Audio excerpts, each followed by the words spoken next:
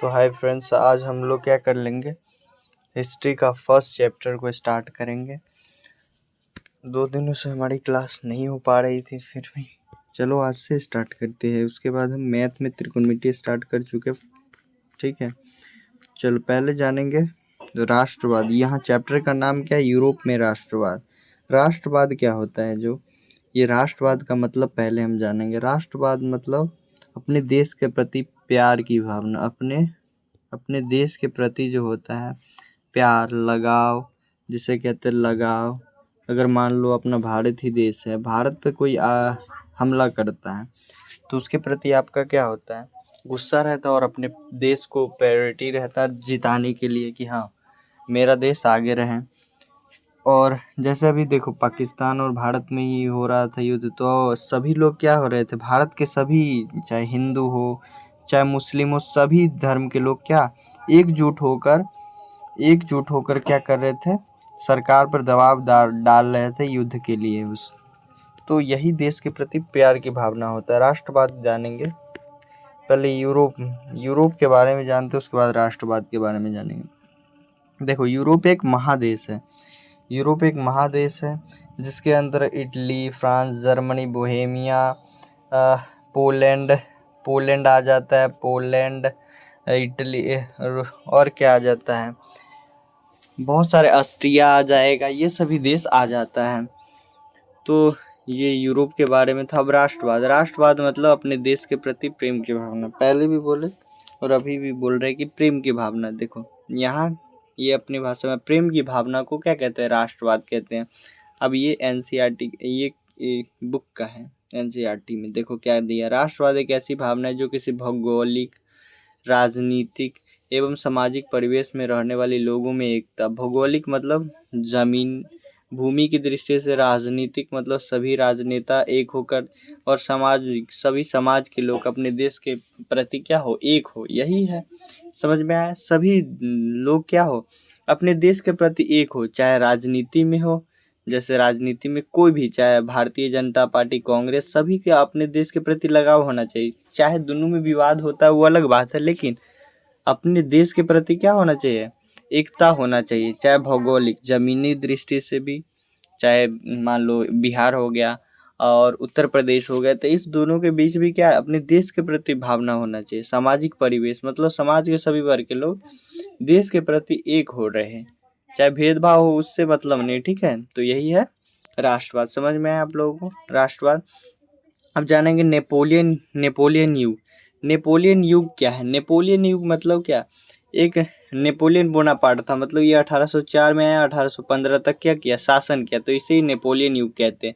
इसका क्या रहा, 1804 से 1815 तक यूरोप में क्या रहा, इसका वर्चस्व रहा।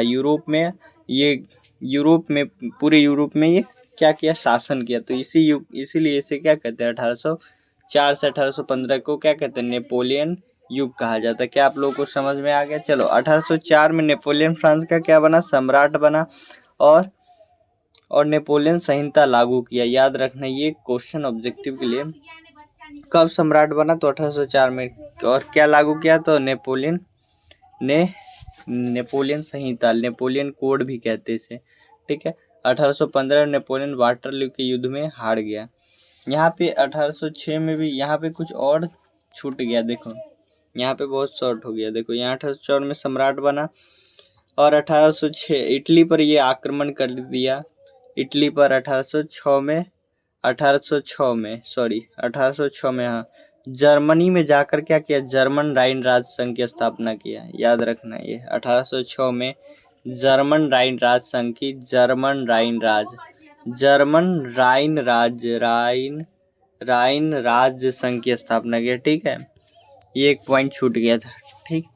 अब यहाँ देखो वियना सम्मेलन के बारे में। वियना सम्मेलन क्या हुआ, ऑस्ट्रिया में हुआ, ऑस्ट्रिया के वियना में हुआ। ऑस्ट्रिया एक राज्य, एक देश था, ऑस्ट्रिया के वियना में, जिसका नेता मेटरनिक था। क्या था, मेटरनिक। चलो देखते हैं। यूरोप में विजय शक्ति, नेपोलियन के पतन। नेपोलियन कब हार गया, 1815 में, और मृत्यु कब हो गया, 1821 में, ठीक है। तो राजधानी वियना में एक सम्मेलन बुलाया गया जिसे वियना सम्मेलन कहा जाता है। वियना सम्मेलन वियना सम्मेलन का अध्यक्ष ऑस्ट्रिया के चांसलर कौन था? तो मेटरनिक। बोले कौन था? मेटरनिक था।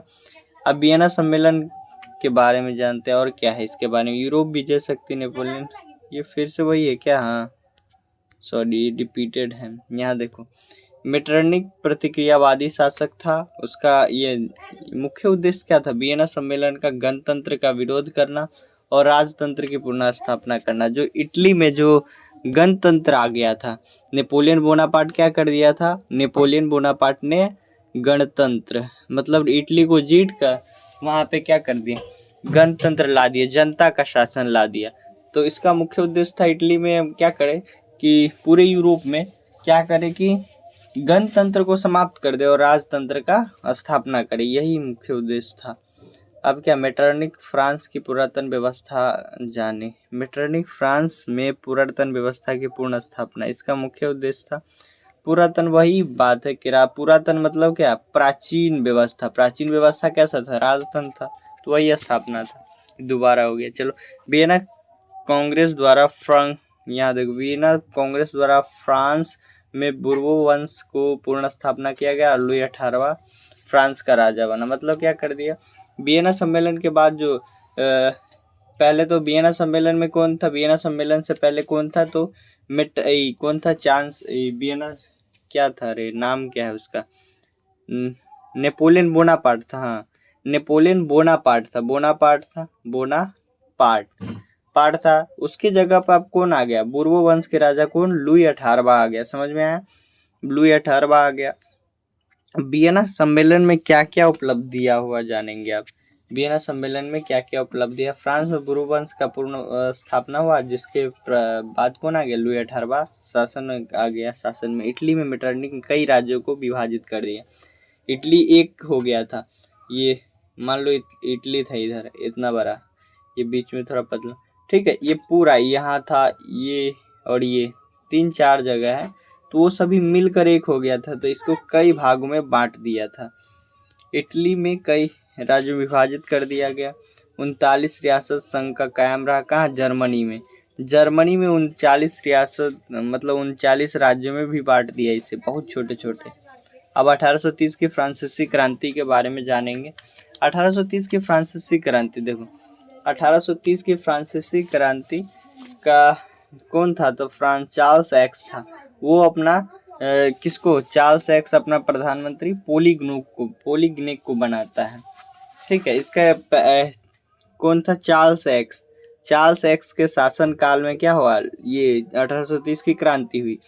और इसका मुख्य उद्देश्य था विदेश नीति। क्या हो गया? विदेश नीति असफल हो गया।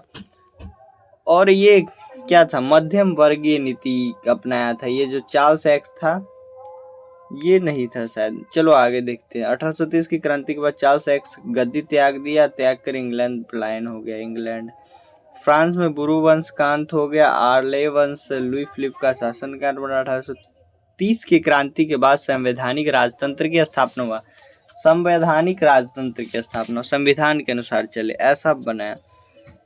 1830 की क्रांति, 1848 की क्रांति, या कारण देखो यहाँ पे क्या है? फ्रांसीसी क्रांति के बारे में है ये।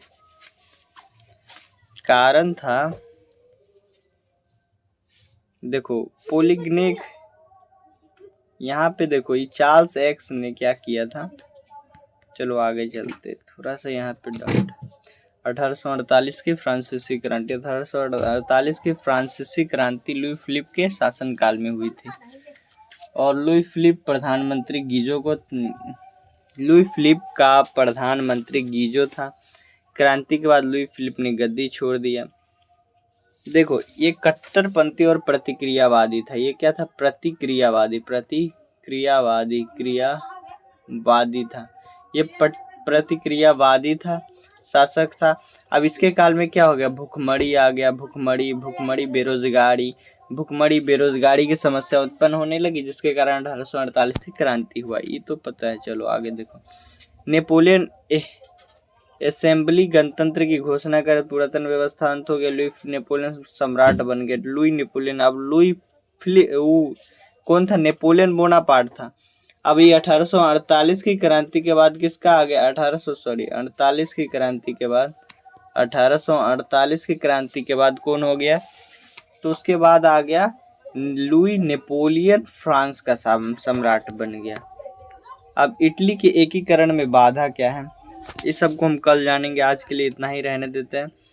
ये आप लोग बढ़िया से तैयार करना। आज समझ लो इंट्रोडक्शन था, इसमें कोई इंपॉर्टेंट नहीं, बस एक ही इम्पोर्टेंट है, समझ लो। इम्पोर्टेंट लेकिन जरूरी नहीं सब पढ़ना चाहिए, लेकिन ये बहुत इम्पोर्टेंट है। 1848 की क्रांति के कारण, क्रांति के बारे में, कारण क्या है, प्रभाव क्या है इसका। अब कल हम पढ़ेंगे इटली का एकीकरण, इटली का एकीकरण क्या और बाधक तत्व क्या है और सहायक तत्व क्या है। इटली के एकीकरण में कौन कौन सहायता किया, उसके बाद हम जानेंगे जर्मनी का एकीकरण।